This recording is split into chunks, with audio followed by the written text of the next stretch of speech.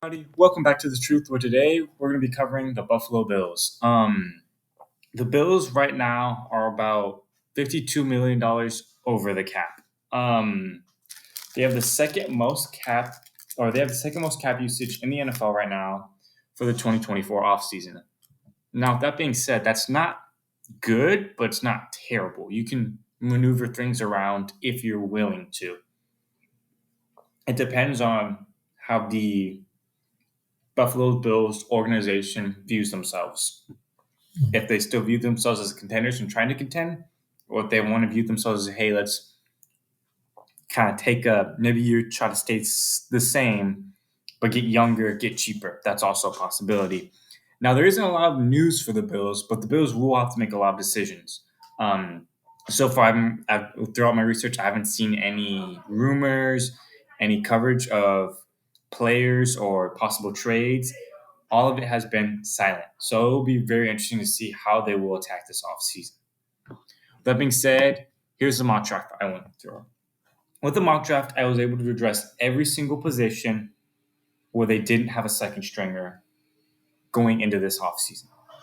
With the first pick, I decided to go Adion Mitchell out of Texas. 6'4", 194, a guy I've talked about before.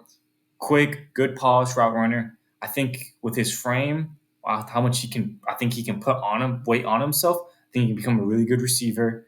I'll be honest, I think he'll be a nice pair of Stephon Diggs. I think he'll do a lot of good things to help this Buffalo Bills offense, who hasn't had the best receiving core for a while. With the next pick, I took Rook, defensive tackle out of Clemson, 6'4", 295.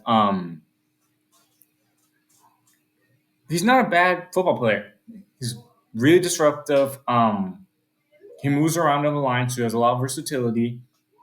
6'4", 290. He's listed at 295 right now. He has a bunch of combinations of explosiveness and length, so that way he can really jump off the line, attack, be fast, be violent. Lots of power.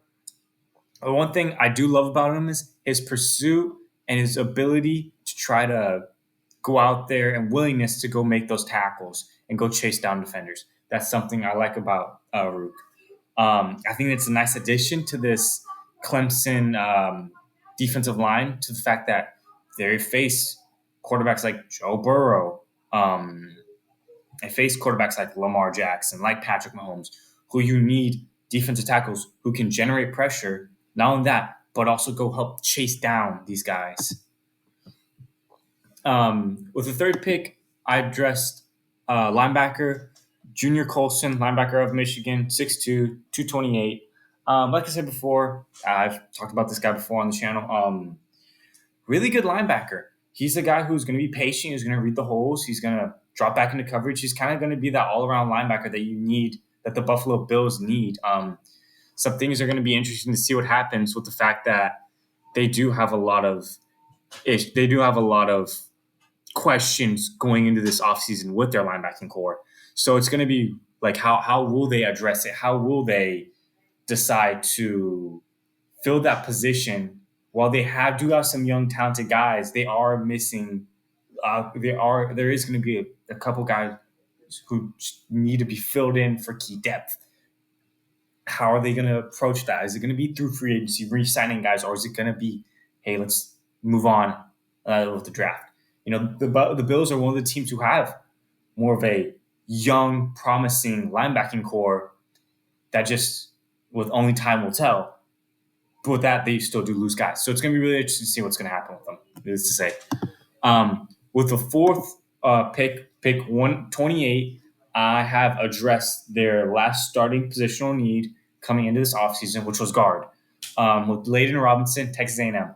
6'4", 320 pounds. Look, big guy. Long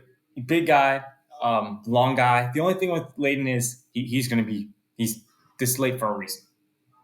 You know, it is kind of just how the draft board fell. With the offseason, how it changes, we'll see what happens. But, it kind of just, hey, this is a big guy. You can mold him. You can move around. He's really big. Like I said before, the thing is like physicality isn't going to be the issue. It's going to be more technique with Layden. But I mean, look, the sky's the ceiling if you can get a guy of this size, a guy of this talent under control. With the next pick, I decided to address defensive tackle again. The Bills do have a more lacking your hole at the defensive tackle spot this offseason. So I went Keith Randall Jr., defensive tackle out of Illinois. I decided to go for a really big defensive tackle to help kind of be that run stuffer guy, that rotational guy who you can maybe put on the first two downs of a drive when you need to give your other defensive tackles a quick breather. 6'5", 304. He's going to be your space eater. He's going to be your mauler, your guy who's going to be physical. He's going to stop the run. He's going to take up gaps. This is that type of guy. This is the guy that Dallas wanted. This was the ideal guy that Dallas wanted previously whenever they were going to the draft this offseason. This is that kind of guy. This is what you're getting. It kind of makes sense just because, like I said before, it's a guy who can give you some reps while also resting your others, while your other defensive tackles. Next one I got was Jalen Carley's safety out of Missouri, 6'2", 225. Look, this was really kind of higher value for where the draft board fell, and the fact that the Bills just need an extra safety. He's a guy who he kind of fell in the draft in this simulation, and it was really great value for where I was at. Like I said before, along with the fact that the Bills need to address depth at safety. 6'2", 225. He's going to be more of he's a safety where you can move him around. He's not too big to not play free safety, not too small to play strong. He's kind of that all-around size-wise. So it's going to be interesting to see what his RAS or RAS score, or relative athletic score, will turn out to be. Because if he is, that's a guy maybe the Bills can get in the late rounds and kind of develop into a hybrid safety who can play free and strong, with however the Bills want to play him, and be like the Bills defense, how they like to mix around their safeties and shift things. So there you go. I picked 197 with the 7th pick that the Bills had. Defensive tackle, Jawan Briggs. Briggs is another kind of, he's 6'2", not as big, but still big. Defensive tackle off Cincinnati. Just kind of really trying to fill up this depth need that they had.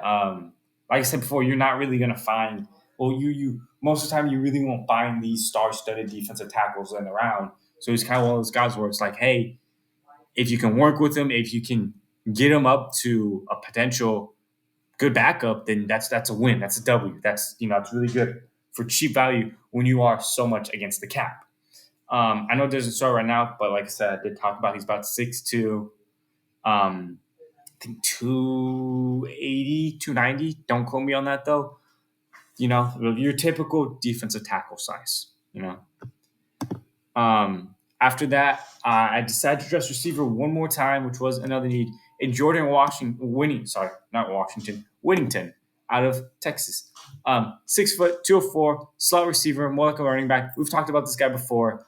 Really athletic, natural hand catcher, can find holes and get in open space. Wasn't their biggest red zone target in Texas, but he was there. It's just a reliable guy Josh Allen can have. Very smart receiver. He's 204, so he has some weight to him. He's more of a little bit of stocky receiver compared to the modern rookie receiver we see nowadays who are coming into the league. Look, Washington's going to be a guy with, hey, someone comes down, I keep calling Washington. I'm so sorry. Winnington. A receiver goes down, put Whittington in, let him go compete for even a position, first time position. Put Whittington in. He's just going to find depth. He's going to be an open guy Josh Allen can rely on if the receiving core doesn't take a hit. I think that's really impactful, especially because, you do need a receiver at depth. But not only that, but it's just the fact that like, hey, it's a guy Josh Allen can rely on. It's a guy you can continue to hit. It's a guy you can continue to have build chemistry with during the season. And then when you need him to, you have no drop off. It's kind of like you're automatic. You're automatic. You're still firing on all cylinders. It's hard to have when you see so many offenses nowadays that you lose a starter, like the playbook shrinks. It shrinks a lot because how good that starter was. So to have a guy like Winnington is really impactful, especially for depth. I feel like this is kind of a steal. I picked 201. I picked 205. I decided to go edge out of Kansas, Austin Booker. Kind of like what I've been saying before, he's going to be a guy who's your typical edge, shown some flashes, kind of athletic, just didn't put together. Not going to say he's going to be a starter, but will he provide depth? Yes, and that's what you're kind of looking for in a position this late in the draft. It's not the sexiest pick, but it's a pick that does need to be addressed. And lastly, to wrap this up, which was a pick that I thought actually fit very well for the Bills. And I'll explain this. Devin Leary, 6'1", 217, not necessarily the biggest quarterback, but a quarterback nonetheless. The one thing you're going to get with Larry is he's what you want in a backup. The things he can do, the things he can the things you don't see him do that he still does, things he sets up. Look, Leary, quarterback out of Kentucky, he's going to be a guy who's going to get the job done and keep the chains moving. And he's not going to be in the NFL. I can't really go out here and say, he's going to be a game changer, but he's definitely you can put him in and just let him continue and keep the drive alive. He's not really he's one of those backups who aren't going to really go risk you and win you a game, but he's also one of those backups who's not going to lose you a game. He's going to be a backup that's just going to do enough and try to take care of the ball. Very accurate in short areas. Pre-snap recognizes pretty well. Confidence, post-snap decisions. The one thing I do like about him is he's smooth in the pocket and he can manipulate pressure. He's more calm under pressure and he can create throwing lanes. That's something really impactful that you don't see in a quarterback this late in the draft. He might be a quarterback who actually ends up going higher than so late in the draft.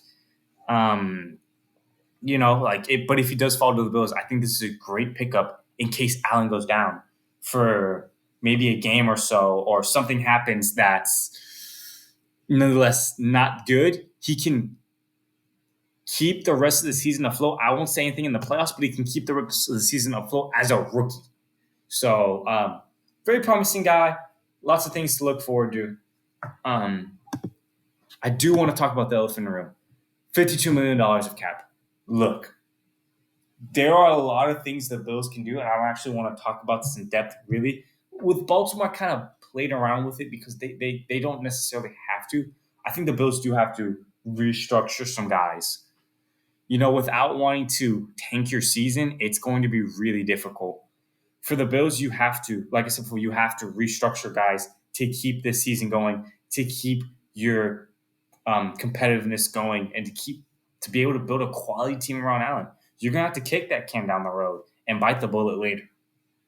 But, at the end of the day, if you can win a Super Bowl, it doesn't matter. But you have to get there. And that's the thing. You have to draft well, one of the things, and then you also probably have to restructure. You might cut it one or two guys. I wouldn't recommend it right now, but depending on how you restructure, how you extend guys, it opens a lot of things up. You just have to be really smart.